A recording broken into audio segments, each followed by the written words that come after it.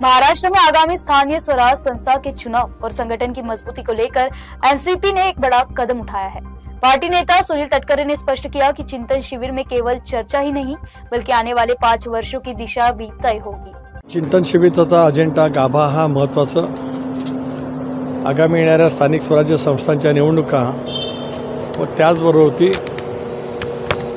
संघटनात्मक बांधणी पुढच्या 5 वर्षाचा रोडमॅप अशा अनेक विषयांच्यावरती आम्ही त्या ठिकाणी चर्चा करणार आहोत। पक्षाच्या प्रमुख काही नेतृत्वाखाली वेगवेगळे आम्ही ग्रुप्स त्या ठिकाणी करणार आहोत आणि त्याच्या माध्यमातून वेगवेगळे विषय त्यांच्यासोबत दिलेले आहेत आणि त्यामध्ये शिबिरार्थी जे आज प्रतिनिधी सहभागी झालेले आहेत त्यांचंसुद्धा संघटन आणि त्या विषयावरती नेमकं काय म्हणणं आहे, पक्षाने नेमक्या कशा पद्धतीने वाटचाल करावी याच पद्धतीचं विचारमंथन आपल्याला या शिबिराच्या माध्यमातून पाहायला मिळेल। आत्तापर्यंत न झालेलं एक आगळेवेगळं चिंतन शिबिर राष्ट्रवादी काँग्रेस पक्षाचा आज राज्याच्या उपराजधानीत नागपूरला त्या ठिकाणी होत आहे, याचा मला मनस्वीपणाचं समाधान आहे आणि सारे शिबिरार्थी कालच नागपुरामध्ये दाखल झालेले आहेत। गडचिरोलीमधील जागा असेल, अमरावतीमधली जागा असेल, बुलढाण्याची असेल, या जागेवरती आम्हाला यश मिळालं।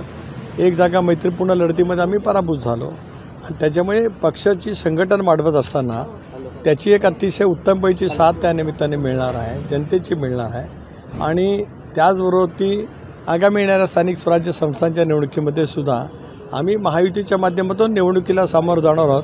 पण शेवटी पक्ष वाढवणं, पक्षाचे विचार पोचवणं, पक्षाचा धर्मनिरपेक्ष विचार, शाहू फुले आंबेडकरांची सामाजिक समता या विचारासह पक्षाची बांधणी करण्याचा आमचा प्रयत्न आहे। राष्ट्रवादी काँग्रेस पक्ष, शिवसेना, भारतीय जनता पक्ष, महायुती म्हणून आम्ही निवडणुकीला सामोरं जाण्याचं ठरवतो आहोत। त्यामुळे मी मगाच सांगितलं एक रोडमॅप आम्ही तयार करतो आहोत आणि रोडमॅपच्या माध्यमातून आता पुढच्या कालावधीमध्ये पक्षाचं संघटन मजबूत करण्याचा प्रयत्न होईल। एक लक्षात घ्या, ज्यांची वय वर्ष 18 पूर्ण होतात त्यांना मतदानाचा अधिकार आहे।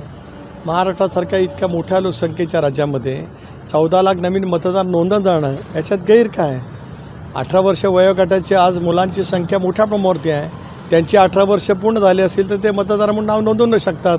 मला काय कळू शकत नाही नवीन काय जावई शोध करण्याचा कोण प्रयत्न करत आहे, ही एक अवैधपणाची प्रक्रिया आहे आणि त्याच्यामुळे मतदारांची म्हणजे 18 वर्षाची काही मुलं होणारच नाहीत का? आता कोण पुढच्या वर्षी होणार, जी आज 17 वर्षाची आहेत, ती 16 वर्षाची अजून 2 वर्षांनी होती। त्याच्यामुळे ही एक अवैधकरण चालणारी प्रक्रिया, केवळ शंका उपस्थित करणं आणि मूलभूत विषयापासून बाजूला जाणं या विषयावरती टीकाटिप्पणी करण्याचा दुर्दैवाने प्रयत्न विरोधकांच्याकडनं होत आहे।